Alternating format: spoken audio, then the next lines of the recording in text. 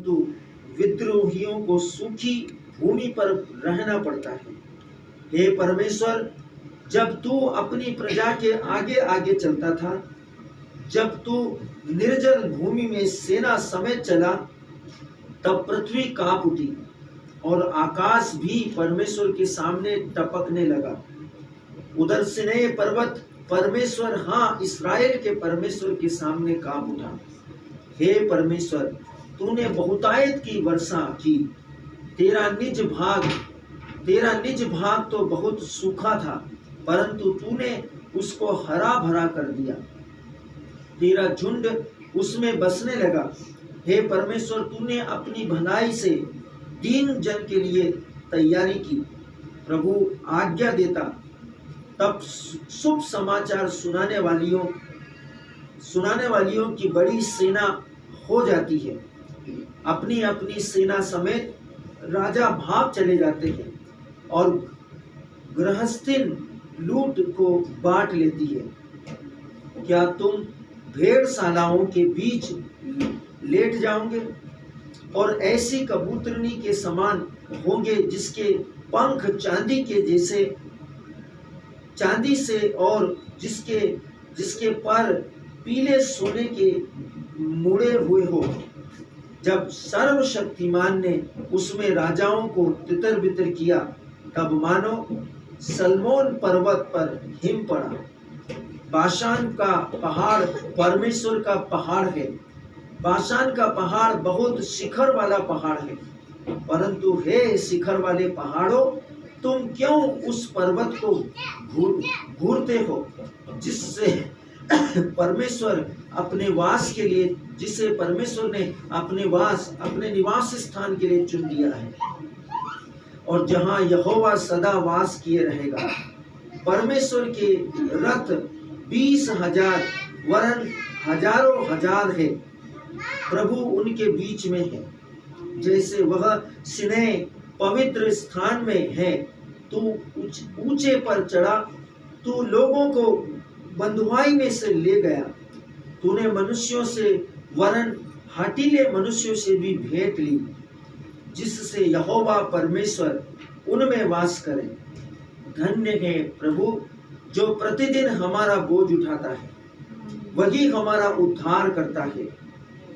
वही हमारा उद्धार करता परमेश्वर है। वही हमारे लिए बचाने वाला परमेश्वर ठहरा। यहोवा प्रभु मृत्यु से भी बचाता है।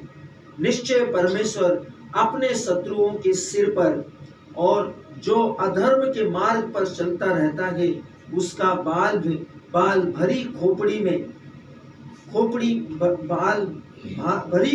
पर मार के उसे चूर कर डालेगा।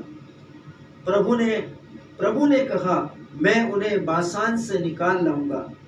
मैं उनको गहरे सागर के तल से भी फेर लाऊंगा, कि तू अपने पांवों को लहू में डुबोए और तेरे शत्रु तेरे कुत्तों का भाग ठहरे। हे परमेश्वर, तेरी शोभा यात्रा देखी गई। मैंने परमेश्वर और राजा की शोभा यात्रा पवित्र स्थान में जाते हुए देखी गई। गाने वाले आगे आगे और तार वाले बाजों के बजाने वाले पीछे पीछे गए। चारों ओर कुमारियां ढप बजाती थी, और सभाओं में परमेश्वर का हे इस्राएल के सोते से निकले हुए लोगों, प्रभु का धन्यवाद करो। इस्राएल परमेश्वर का धन्यवाद कर। पहले बेंजामिन, जो सबसे छोटा गोत्र है, फिर यहूदा के हाकिम और उसकी सभा, फिर जबूलून के और नप्ताली के हाकिम। तेरे परमेश्वर ने तेरी सामर्थ को बनाया है। हे परमेश्वर, अपनी सामर्थ को हम पर प्रकट कर, जैसा तूने पहले प्रकट किया है।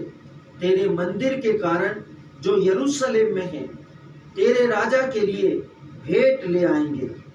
नरकटों में रहने वाले जंगली पशुओं को, सांडों के झुंड को और देश देश के बछड़ों को छिड़क दे। वे चांदी के टुकड़े लिए हुए प्रणाम करेंगे। जो लोग युद्ध से प्रसन्न रहते हैं उनको उनसे तितर बितर उसको उसने तितर बितर किया है। मिस्र के अधिकारी आएंगे, उसी अपने हाथों और परमेश्वर की ओर फुर्ती से फैलाएंगे। हे पृथ्वी पर के राज्य के लोगों, परमेश्वर का गीत गाओ, प्रभु का भजन गाओ, जो सबसे ऊंचे सनातन स्वर्ग में सवार होकर चलता है। देखो वह अपनी वीणा सुनाता है, वह गंभीर वाणी शक्तिशाली है। परमेश्वर की सामर्थ्य की स्तुति करो, उसका प्रताप इस्राएल पर छाया हुआ है और उसकी सामर्थ्य आकाश मंडल में है। हे परमेश्वर, तू अपने पवित्र स्थान में भय योग्य है। इस्राएल का परमेश्वर ही अपनी प्रजा की को सामर्थ्य और शक्ति का देने वाला है। धन्य है परमेश्वर, महान परमेश्वर, अद्भुत परमेश्वर, सर्व सामर्थ्य परमेश्वर, सत्यनिष्ठ परमेश्वर, पवित्र परमेश्वर, महान सृष्टिकर्ता ईश्वर, अद्भुत पराक्रम को करने वाला परमेश्वर, महिमा का पिता, राष्ट्रों का ईश्वर, जाति जाति का प्रभु, तू महान है, तू सर्वशक्तिमान है। वचन कहता है 33वां वचन, जो सबसे ऊंचे सनातन स्वर्ग में सवार होकर चलता है, देखो वह अपनी वाणी सुनाता है।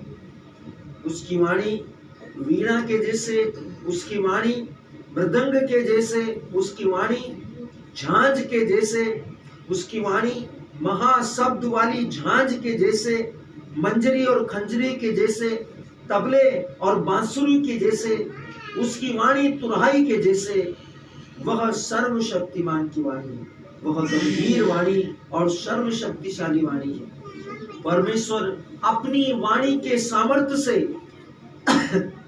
आपको ब्लेस करे, आपके बंधन खोल दे, आपकी दुर्बलता दूर करे, आपको चकाचौंध कर दे, स्वर्ग की महिमा के वैभव से आपको समृद्ध और आशीषित कर दे। प्रभु यीशु मसीह ग्लोरी टू लॉर्ड। सांता मकांदला बिहिंदरिया।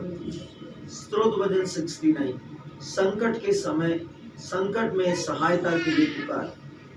ये भजन और इसके बाद वाला भजन